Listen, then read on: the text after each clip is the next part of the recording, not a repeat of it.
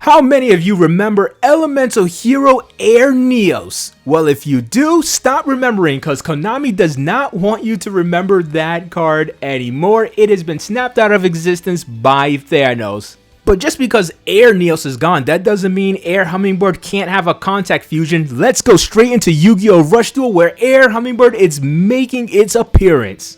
Not only that, Air Hummingbird and Neos are getting a brand new contact fusion as well, similar to Flare Scarab and Aqua Dolphin, which also have brand new contact fusions as well. So let's first get into Neospatian Air Hummingbird. It is a level 3 Wing Beast effect monster with 800 attack and defense, and the requirements is if your life points are 4,000 or less, you gain 500 life points times the number of cards in your opponent's hand. Now this card does have a restriction that you need to have 4,000 or less life points. I guess they don't want players to keep spamming this card and keep getting a ton of life points, which is kind of odd for Rush Duel because usually the opponent only has about 2 or less cards in their hand during your turn. So at best you're only gaining like 1,000 life points. So it would never be too crazy. I'm not really too sure why they made this requirement, but hey, they had to do something, I guess, to try to balance it out just in case for the future. But right here is the star of the show, Elemental Hero Sky Neos. A level 7 Wind Warrior effect fusion monster with 2,500 attack and 2,000 defense. The materials are of course Elemental Hero Neos and Neospatian Air Hummingbird. You can contact fusion this card, fusion summon by shuffling the above mentioned face-up monsters on your field into the owner's deck as material. Requirement: if both players' life points are different, send the top card of your deck to the graveyard. Now remember, it says different. Your life points don't have to be higher or lower than your opponent specifically, they just have to be different. So as long as you and your opponent don't have equal life points,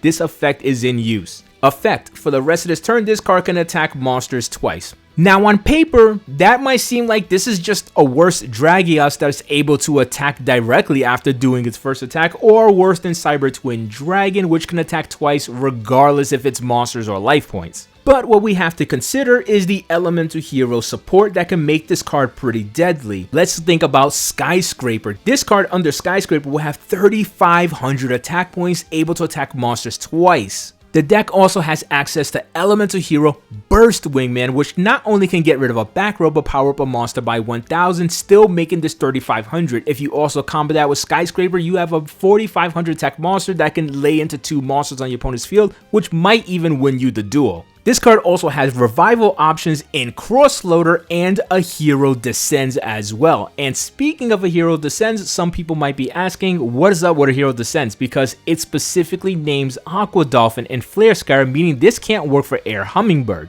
And I'm pretty sure some of us already gathered what's going to happen at this point, and that Neospatians are going to come out in pairs. And not only will they come out in pairs and not only have their contact fusion as well, but they will probably have a support card that specifically names them and Elemental Hero Neos. So I totally think we're going to get a card that specifically mentions Neospatian Air Hummingbird and another Neospatian that will be coming on the set, which is either going to be Grand Mo, Glow Moss, or Dark Panther, of course. And it'll also mention Elemental Hero Neos, and I'm pretty sure that's how the support is gonna go. So they're all gonna be support that supports Elemental Hero Neos and the fusions in general, and then each of the support will support some of the Neospatians. Now as for the design of Sky Neos, it looks freaking awesome, but I know some of you are probably asking, where's all the red? Well, my question to you is, have you looked at the other Neos contact fusions in Rush Duel? It seems apparent that in Rush Duel, Elemental Hero Neos' contact fusions don't take on the physical attributes of its fusion material partner, but instead it takes upon the attribute or the element that Neospatian represents, which is why Heat Neos has a ton of red and none of the color scheme of Flare Scarab. Similarly,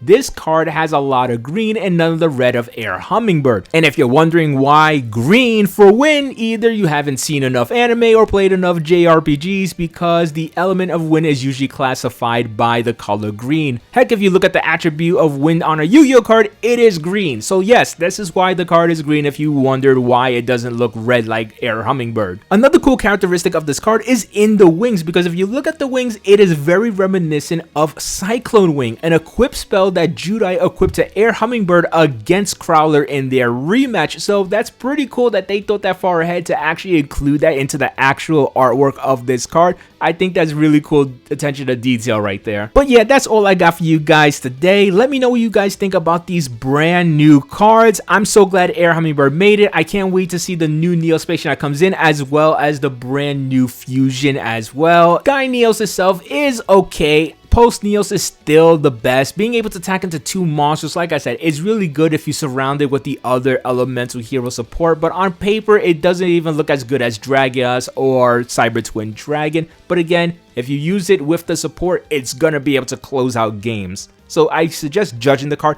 based on the totality of hero support and not just the card itself. Otherwise, it's not too great, but it is pretty easy to bring out because Neos is so easy to spam in elemental heroes.